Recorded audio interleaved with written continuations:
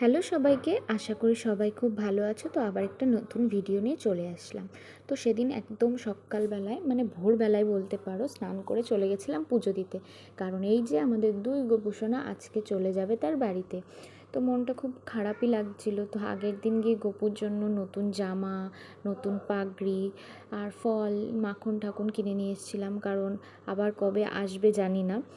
তো যাই হোক, সকাল সকাল পুজো টুজো দিয়ে গোপালকে মন শান্তি করে সাজিয়ে গুছিয়ে পুজো দিয়ে চলে এসেছিলাম।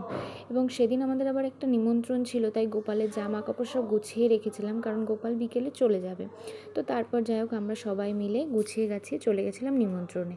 এই যে আমি যে নিমন্ত্রণে আসবো বলছিলাম, এই হলো সেই মিঠি রানীর বার্থডে। তো গিয়ে দেখি মিঠি স্নানই হয়নি। তো গিয়ে আমরা পকোড়া খাচ্ছিলাম, আর এই দেখো আমার বাবানের অবস্থা, আইসক্রিম দেখলে ওর মাথাটা খারাপই হয়েছে। তো গিয়ে দেখি ওদের অনেক লেট হয়ে গেছিলো, তাই গিয়ে আমি আর পিসি মিঠির খাবারটা গুছিয়ে দিয়েছিলাম ফুল দিয়ে সুন্দর করে সাজিয়ে। তো অনেকটা বেলা হয়ে গেছিলো বলে আমরাও খেতে বসে পড়েছিলাম। খাওয়া দাওয়া করে এসেই দেখি মিঠির কেক কাটিং শুরু হয়ে গেছে। তো এদিকে মিঠি কেক কাটছিল। তো তারপর আমার বাবানেরও খুব খিদে পেয়ে গেছিলো, ওই জন্য ভাত নিয়ে এসে বাবানকে আমি ঘরে নিয়ে এক সাইডে গিয়ে খাওয়াতে গেছিলাম।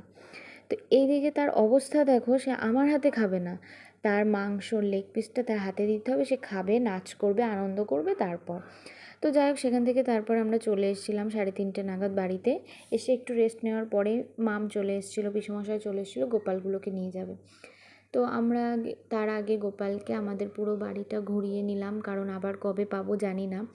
তো তারপর গোপালের সব কিছু গুছিয়ে গোপালকে বাস্কেটে সুন্দর করে বসিয়ে দিয়ে দিলাম মামের কোলে। তারপর ওরা গোপালকে নিয়ে চলে গেল।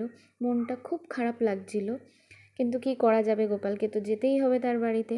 তো ভিডিওটা ভালো লাগলে অবশ্যই লাইক, কমেন্ট অ্যান্ড শেয়ার করো। বাই।